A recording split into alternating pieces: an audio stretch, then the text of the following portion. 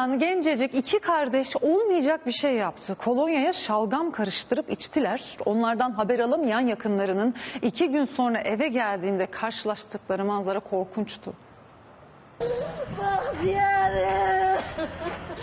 Vay ciğerimden uzaklaştır beni ciğerimden. Bir 6-7 tane, 8 tane kolonya şişesi bulmuşlar. Kolonyayı şalgamla karıştırıp kendilerince içki yaptılar. Zehirlenen iki kardeş hayatını kaybetti. Meğersem kolonya içmişler. O şekilde vefat etmişler. Nasıl dayanır bu acılara ciğerim?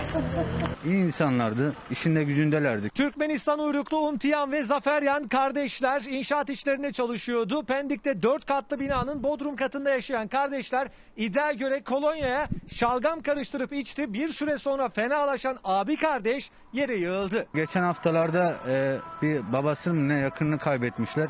O yüzden çok üzgünlerdi. O tuhaf karışımı içen abi kardeş zehirlendi. Yakınları da telefonlar 2 gün boyunca açılmayınca endişelendi. O sırada ben de cama tıkladım. Bir ses gelmedi, yani tepki veren olmadı. Yakınlarının haber vermesi üzerine komşuları harekete geçti, evin arkasından dolanıp camdan içeri baktılar. İki kardeşi yerde hareketsiz gördüler ve hemen sağlık ekiplerine haber verdiler. Zannedersem 2 gün olmuş herhalde. Görevli arkadaşlar öyle bilgi verdi. Ciğerim ciğerim. Vay ciğerim. 35 ve 37 yaşındaki Türkmen kardeşlerin cenazeleri otopsi için adli tıp morguna kaldırıldı. Esselamu aleyküm ildeşler. Vatandaşlarımızın geçen yılın başında köpçülüklerin zehirlenip yok olmağı hem de onların cesetlerinin yakınlarına kavuşturulman, Türkiye'de caylanmağı mende deysen ağır bir duygu indiredipdi. Men şol vaqt Türkmenistan'da adamın hiç kımmatlığının yokluğuna, rayatlara karşı elhenç, askermezçilikli siyasetin yürüdülendiğine göz getiripdim. Ölüsünü sıylamadık, dirisini asla sıylamaz.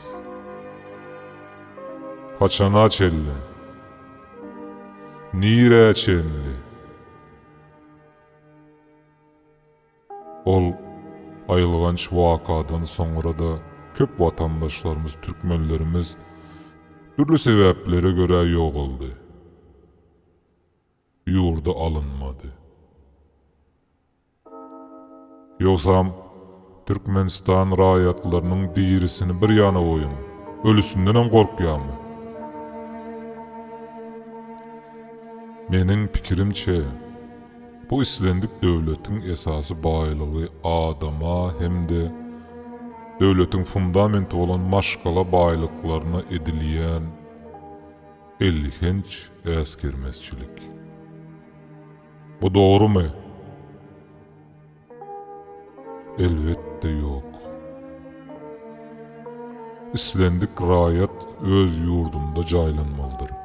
Sebebi onun yakınları onun için mazarında ayat tövür, dua dile etmeli. Biz ne günlere gelip yettik adamlar?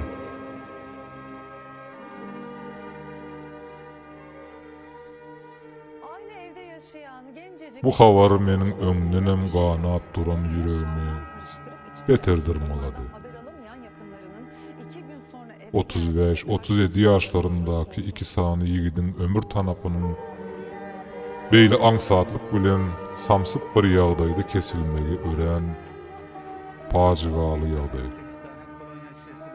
2 ömür, 2 maşgalanyň diregi, çağlaryň atasıdır. O şekilde vefat etmişler. Orluşukda öz gününe gümrah olup işlep ýören, goňşularyna azar bizar degmedik 2 Türkmen. Havara göre bir hepde ozal buların bir yakyny ýogalypdyr. Ejesi ya da kakası bolup biler. Muny wagt maglumatlar görkezer elbette. Bular näme üçin arak ya da piwa içmediler? kolonya içtiler. Yakınlarının haber vermesi üzerine komşuları harekete Bilgeçleyin canlarına kast ettiler mi cenaza gidip bilmenlik için. hareketsiz gördüler ve hemen sağlık ekiplerine haber verdiler. Ya bu bolyan yağdaylara psikologik taydan çidap bilmediler mi?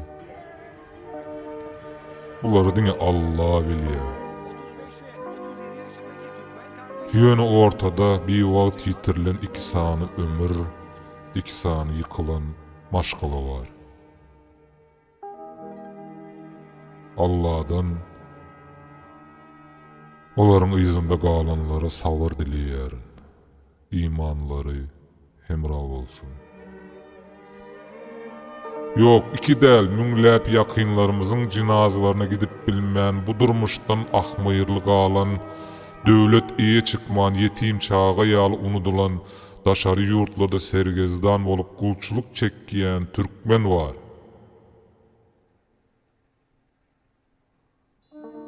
Olara bu ayrılık derdinin acı gözyaşlarını dökmeye mecbur edenleri men Allah'a tavşır yarın. Başka sözüm yok.